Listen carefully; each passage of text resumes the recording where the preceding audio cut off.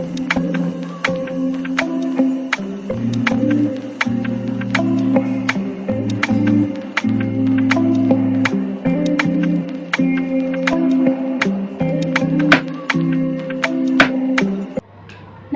मैं आरती न्यूरोथेरेपिस्ट। आज हम जानेंगे हड्डियों का सिस्टम यानी कि स्केलेटल सिस्टम के बारे में जानेंगे। बोन्स हमारे शरीर में कहाँ कहाँ कितने प्रकार की होती हैं और उनके क्या कार्य होते हैं, ये हम जानेंगे। तो ध्यान रहे कि जब बच्चा जन्म लेता है तो उसके शरीर में 270 हड्डियाँ होती हैं। 270 हड्डियाँ होती हैं और जब वो एडल्ट हो जाता है तो उसमें 206 हड्डियाँ होती हैं। जब 35 इयर्स यानी कि एडल्ट होने के बाद 202 हड्डियाँ रह जाती हैं, यानी कि वो आपस में जुड़ जाती हैं, तो उनकी जो संख्या है वो कम हो जाती है। क्योंकि टेल बोन, जो हमारी टेल बोन होती है, एंड ऑफ द 35 साल की उम्र में एडल्ट होने के बाद वयस्क की अवस्था हो जाती है तो 202 हड्डियां रह जाती हैं। जैसे क्योंकि जो टेल बोन होती है हमारी, एंड ऑफ द स्पाइन होती है, उसकी जो कोकिक्स की जो 4 हड्डियां होती हैं वो ऊपर की तरफ जुड़ जाती हैं। तो ध्यान रखना चाहिए कि 33 से 35 साल की उम्र, 33 से 35 एज की जो एज होती है, उसमें पेशेंट्स को, रोगियों को, अगर हम अपना न्यूरोथेरेपी में कुंडली उपचार देते हैं, कुंडली ट्रीटमेंट देते हैं, तो उससे क्या होता है, जर्क नहीं लगाना होता उसमें। थेरेपिस्ट को जर्क नहीं देना चाहिए, धक्का नहीं लगाना चाहिए, धीरे धीरे आराम से वेट बढ़ाना, मतलब उस पर दबाव डालना चाहिए। कोकिक्स की हड्डियों को कोई दिक्कत नहीं होनी चाहिए, तो आराम से ये उपचार देना चाहिए बिना किसी लापरवाही के। जब शिशु का जन्म होता है तो उसकी ऊपर जो खोपड़ी की, जो हमारे ब्रेन की ये खोपड़ी होती है, इसके 8 टुकड़े होते हैं। 8 टुकड़े होते हैं और वो आपस में जुड़े नहीं होते और जन्म के दौरान जो नैरो वे होती है, वे आपस में जुड़े नहीं होते, जो हमारी खोपड़ी के 8 टुकड़े होते हैं। तो जन्म के दौरान जब बच्चे का जन्म होता है तो उसकी खोपड़ी के 8 टुकड़े होते हैं, वो आपस में जुड़े नहीं होते, ताकि जन्म के दौरान जो संकीर्ण पथ, नैरो रास्ता होता है, बच्चा निकलते समय बच्चे के जो ब्रेन होता है दूसरी तरफ, माँ को कोई दिक्कत ना हो, इसके लिए उसके 8 टुकड़े होते हैं हमारे ब्रेन के, छोटे छोटे। तो नॉर्मल जन्म के जब नॉर्मल बर्थ होती है किसी भी बेबी का, तो होने से दिमाग या ब्रेन को कोई नुकसान नहीं होता।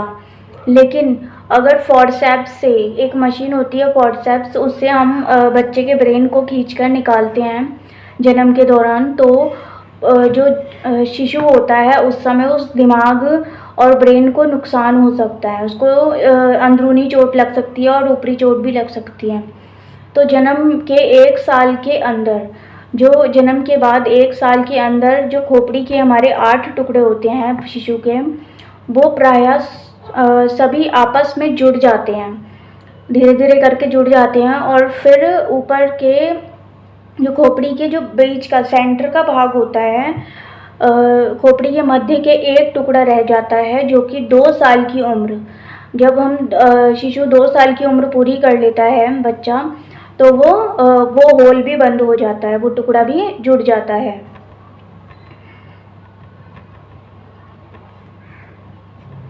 खोपड़ी के आगे के जो भाग में माथे के नीचे, माथे के नीचे जो ये हमारे 2 होल्स होते हैं, इसमें हमारी आंखें रहती हैं। तो दोनों जो ये गड्ढे होते हैं, इसके नीचे मध्य भाग में हमारी ये नाक जा रही है, और नाक के पास ये आप छिद्र आ रहे हैं, एक ये छिद्र हैं, एक ये छिद्र हैं। तो इन होल्स में नीचे फिर आगे ये जबड़ा है हमारा, जॉ आ जाता है, इसमें दांत लगे होते हैं।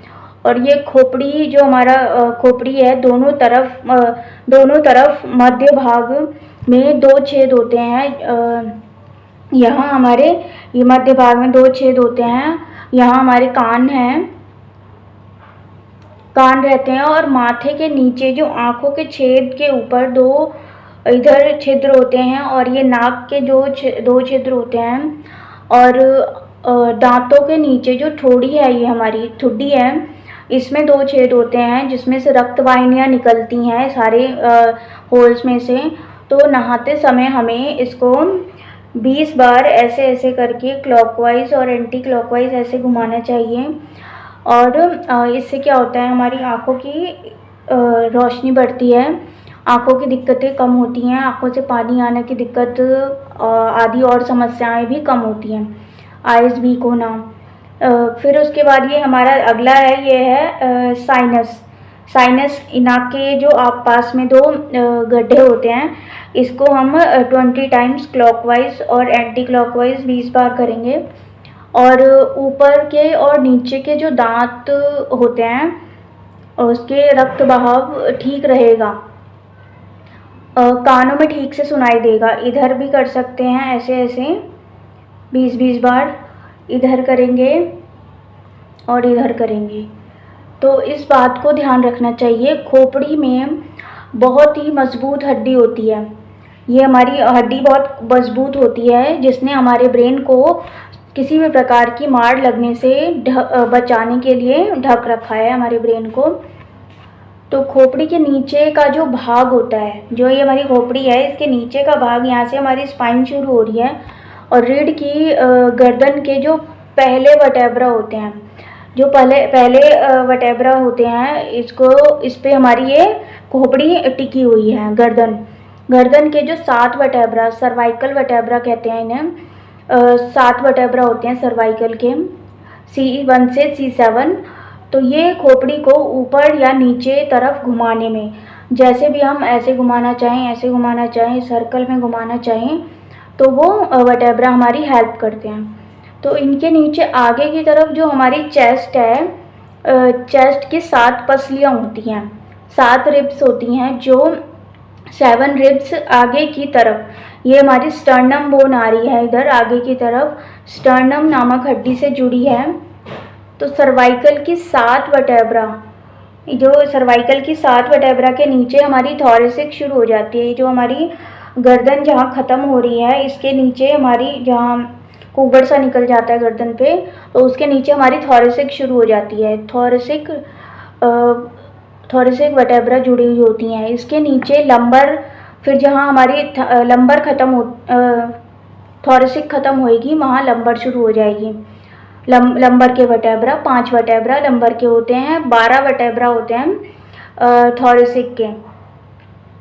लंबर का 5वां जो मन का होता है, जो हमारे लंबर यानी कि कूल्हे की हड्डी से थोड़ा ऊपर, यहाँ पे 5 मन के होते हैं हमारे स्पाइन में,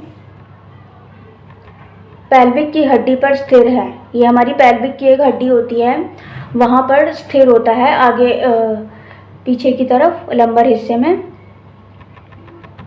छाती की यानी कि हमारे जो चेस्ट है उसमें 7वीं जो रिब्स होती है, 7वीं पसली के ठीक 7वीं पसली से 3 पसलियाँ जुड़ी हुई होती हैं, ठीक है, जिनमें से दोनों तरफ 2-2 पसलियाँ हैं जो फ्लोटिंग यानी फ्लोटिंग रिब्स कहते हैं, जो तैरती रहती हैं, मतलब वो स्थिर नहीं रहती। तो छाती का यह जो पसलियों का जो पिंजर है, इसने क्या कर रखा है, हमारे जो लंग्स होते हैं, लंग्स फेफड़ों को और हार्ट को, ये हमें बचाता है, हमारे हार्ट और लंग्स को बचा के रखता है, जो कि इनमें स्थिर है। दाईं तरफ जो हमारी राइट रिब्स होती हैं, नीचे की जो फ्लोटिंग रिब्स हैं, उसने हमारे लिवर को और किडनी को, राइट किडनी और लिवर को बचा के रखा हुआ है। और जो हमारी लेफ़्ट साइड की जो पसलियां हैं, उसकी फ्लोटिंग रिब्स ने किसने स्प्लीन को और लेफ़्ट किडनी को बचा के रखा है। तो ऊपर की जो पहली पसली होती है, जो ये हमारी पहली रिब जा रही है इधर उधर, बाईं किडनी को बचाती है। पहली जो रिब है वो बाहर जाती हुई एक, ये हमारी ये कॉलर बोन आती है, ये हमारी कॉलर बोन आती है, जहाँ हम कॉलर बांधते हैं, कॉलर बोन है ये। तो जिनके बाहरी छोर, जो ये बाहरी छोर हैं, इसके दोनों तरफ हमारे ये आर्म्स, ये हमारे बाजू आ जाते हैं, हाथ आ जाते हैं। फिर जिनमें आर्म्स हैं, फोर आर्म्स हैं, और दोनों तरफ 5-5 ये हमारी 5 फिंगर्स आ जाती हैं। कॉलर बोन्स, इनके बाहरी छोरों पर ये हमारी बाजू हैं। उसके बाद ये हमारे आर्म्स आ जाते हैं, फोर आर्म्स आ जाते हैं, और ये 5 उंगलियां आती हैं, 5 उंगलियों की हड्डियां। फिर है स्पाइन सैक्रल की हड्डी। जो सैक्रल बोन होती है, जहाँ हमारी लंबर ख़त्म हो रही है वहाँ हमारी सैक्रल बोन शुरू हो रही है, तो सैक्रम कहते हैं इसे। जिनके नीचे कोकेक्स होती है, एंड ऑफ द स्पाइन में हमारी कोकेक्स होती है, 4 हड्डियाँ होती हैं इसमें, 4 वर्टेब्रा। तो जो 35 ईयर्स की एज में क्या होता है, सैक्रम से जुड़ जाती है। सैक्रम की दोनों तरफ की इलियम की हड्डियाँ, जो इलियम होती है हमारी, उसकी हड्डियाँ हैं, जिनके ऊपर जिनके जो निचले छोर होते हैं, सिरे होते हैं, वो दोनों जो टांगों के दोनों फीमर पर स्थित होते हैं, फीमर बोन के ऊपर। तो फीमर का जो निचला भाग होता है वो घुटनों का है। जिनके नीचे हमारी टांगों का भाग आ जाता है, पैरों का हिस्सा, उसमें फिर हमारी टीबिया आ जाती है, टीबिया बोन है, फिबुला है, और जो एड़ियों की हड्डी पे स्थिर होती है। फिर हाँ, वहाँ पर क्या है, एड़ी आ जाती है, एड़ी की हड्डी पर फिबुला और टीबिया स्थिर है। फिर एड़ी के जो आगे का हिस्सा होता है, उसके दोनों पाँव की स्थित जो उंगलियां हैं वो आ जाती हैं, उसकी हड्डियां हैं। फिर है हड्डियां कैल्शियम फॉस्फेट्स की बनती हैं, जिनको बनाने में थायराइड ग्लैंड, जो हमारा ये थायराइड ग्लैंड है बटरफ्लाई के आकार का, तो ग्रोथ हार्मोन, यानी कि ग्रोथ करने वाला हार्मोन, शरीर में कोई भी ग्रोथ करानी है, डेवलपमेंट करानी है, तो उसके लिए ग्रोथ हार्मोन, सूर्य की किरणें, सनलाइट, और 125 DCC, जो 125 DCC हमारा डीऑक्सीकोल कैल्सिफेरॉल इत्यादि सहायता करते हैं बोन्स के हेल्थ के लिए। तो बोन मैरो में RBC, जो रेड ब्लड सेल्स होते हैं, उसकी जो रक्त के प्रमुख भाग होते हैं, रेड ब्लड सेल्स। माँ के पेट में जब बच्चा बनता है, माँ के पेट में जब बच्चा बनता है यानी प्रेगनेंसी के दौरान, तो पहले योग सैक, जो बच्चेदानी की थैली होती है, वो ब्लड बनाती है बच्चे के लिए। फिर कुछ दिनों बाद जो लिवर होता है और स्प्लीन होता है, वो ब्लड को बनाते हैं जब बच्चा बड़ा मतलब जन्म के बाद। पीछे जब बोन्स और हड्डियाँ जब सारी बन जाती हैं, तो बोन के अंदर की जो बोन मैरो होती है, बोन के अंदर जो बोन मैरो होती है वो ब्लड बनाना शुरू कर देती है जब बच्चे और बड़ा होता है। तो इसके काम करने पर लिवर और स्प्लीन ब्लड बनाना बंद कर देते हैं। जब बोन मैरो काम करती है तो शुरू कर देती है, लिवर और स्प्लीन काम करना बंद कर देते हैं उस समय ब्लड बनाना। तो परंतु कभी अगर किसी कारण कोई बोन मैरो ब्लड बनाना बंद कर देती है, अगर बोन मैरो नहीं ब्लड बनाती, तो स्प्लीन बनाना शुरू कर देती है वयस्क होने पर भी। मरते दम तक, यानी कि मृत्यु तक बोन्स ब्लड को बनाती रहती हैं। बाल्यावस्था में सभी बोन्स, जो बाल्यावस्था यानी कि चाइल्डहुड में, सभी बोन्स, हड्डियां ब्लड को बनाती रहती हैं। मगर जब एडल्ट होने पर, जब लंबी बोन्स के जो छोर होते हैं, एपिफेजियल लाइंस कहते हैं इनको, तो ये फ्यूज़ हो जाती हैं, यानी कि आपस में जुड़ जाती हैं किशोरावस्था में। तो उसके बाद जो पसलियाँ होती हैं, फ्लैट बोन्स, वर्टेब्रा इत्यादि ब्लड को बनाती रहती हैं। ब्लड में कैल्शियम की मात्रा बढ़ने पर थायराइड ग्लैंड, जो ये थायराइड ग्लैंड होता है, ब्लड से कैल्शियम उठाकर हमारी बोन्स में डाल देता है। और कैल्शियम की कमी के कारण मसल्स में जो ऐंठन होती है, मसल्स में क्रैम्प्स आते हैं, जिससे हार्ट फेल हो सकता है। अगर हमारे हार्ट के मसल्स को सही कैल्शियम नहीं मिला तो वो हार्ट को क्या हो सकता है, हार्ट फेल हो सकता है, मसल्स में ऐंठन होएगी, मसल्स क्रैम्प्स आएंगे। तो कैल्शियम कम हो जाए तो ऐसी अवस्था में पैराथायरॉइड ग्लैंड्स, जो हमारे थायराइड ग्लैंड के बगल में पैराथायराइड ग्लैंड्स होते हैं छोटे छोटे, तो ये बोन से क्या करते हैं, कैल्शियम निकाल कर ब्लड में डालते हैं और ब्लड में कैल्शियम के लेवल को कम नहीं होने देते। तो हड्डियाँ क्या है, ये बनती रहती हैं और ख़त्म भी होती रहती हैं। ऑस्टियोब्लास्ट हड्डियों को बनाता रहता है और ऑस्टियोक्लास्ट उसको डीजनरेट ख़त्म करता रहता है। तो ये दोनों प्रोसेस ज़रूरी हैं। जो सेल्स नई हड्डी बनाने का काम करते हैं उसको ऑस्टियोब्लास्ट कहते हैं, जबकि जो सेल पुरानी हड्डियों को ख़त्म करने का काम करते हैं उनको ऑस्टियोक्लास्ट कहते हैं। ये 1 मिलीमीटर गुना 1 सेंटीमीटर तक की बोन को 7 दिन के अंदर ख़त्म कर देते हैं ऑस्टियोक्लास्ट। ऑस्टियोब्लास्ट क्या करते हैं, 45 दिन में उस 1 सेंटीमीटर तक की हड्डी को बनाने का काम करते हैं। इस तरह से जो सारा लाइफ टाइम है उसके बोन्स हड्डियाँ नई बनती रहती हैं। अगर कोई जो जैसे ऑस्टियोफाइट्स हो जाते हैं, बोन्स बढ़ जाती हैं, आम बोलचाल में कहा जाता है हड्डी बढ़ गई, लेकिन हड्डी नहीं बढ़ती, वो क्या है, उस पर ऑस्टियोक्लास्ट हाइपो हो गया है और ऑस्टियोक्लास्ट कम काम कर रहा है। तो पैराथायराइड ग्लैंड द्वारा उकसाया जा सकता है उसे और वो हड्डी को ख़त्म किया जा सकता है उस समय जो आगे बढ़ी हुई है। हड्डी का जो भाग बढ़ जाता है, बढ़ा हुआ होता है, उसमें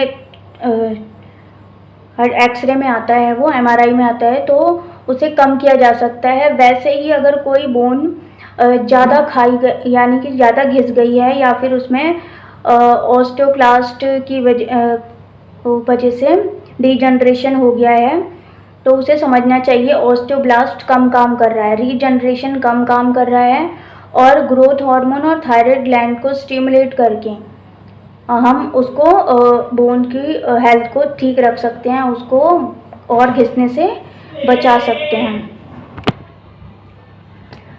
हड्डियों को आपस में जोड़े रखने का काम कौन करता है, टेंडन्स, लिगामेंट्स, मसल्स करते हैं, जिनकी सहायता से वो आपस में जुड़ी रहती हैं। ठीक है, पीठ के हर वर्टेब्रा के बीच में एक शॉकर होता है।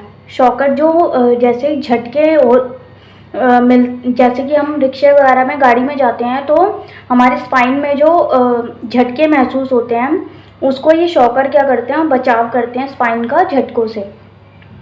गादली सी रहती है, उसे क्या कहते हैं, डिस्क कहते हैं। तो उनको आराम से काम करने की देखभाल करती है, यानी कि उसको कोई नुकसान ना हो स्पाइन को, हमारी स्पाइन। तो उसके अंदर डिस्क होती हैं, वो क्या करती हैं, उसको झटकों से बचाती हैं। वे आपस में रगड़ ना खाएं और हड्डी के वर्टेब्रा आपस में रगड़ ना खाएं, इसके लिए भी वो डिस्क हमारे काम है की हैं, वो हमारा बचाव करती हैं स्पाइन का। तो बढ़ते उम्र के साथ जो हड्डियां पतली होती जाती हैं, उनकी डेंसिटी कम होती जाती है, तो उसको क्या कहते हैं, ऑस्टियोपोरोसिस कहते हैं। ऑस्टियोपोरोसिस यानी कि हड्डी की जो घनत्व है वो कम हो रहा है, डेंसिटी कम हो रही है। तो इसका मतलब है कि उसमें जो कैल्शियम है वो काफ़ी निकल चुका है, जिससे वो खोखली हो जाती हैं और खोखली होने के कारण उसमें आसानी से फ्रैक्चर हो सकते हैं, वो टूट सकती हैं, क्रूक हो सकती हैं।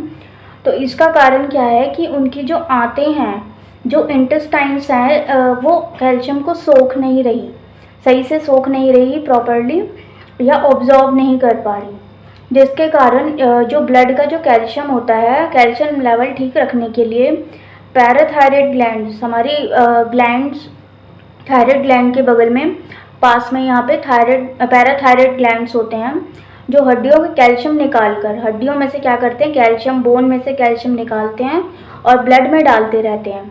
सो इसके लिए हमें क्या करना है, पेट को ठीक रखना बहुत ज़रूरी है। जब हमारा डाइजेशन ठीक होगा, 125 DCC को ठीक रखना ज़रूरी है।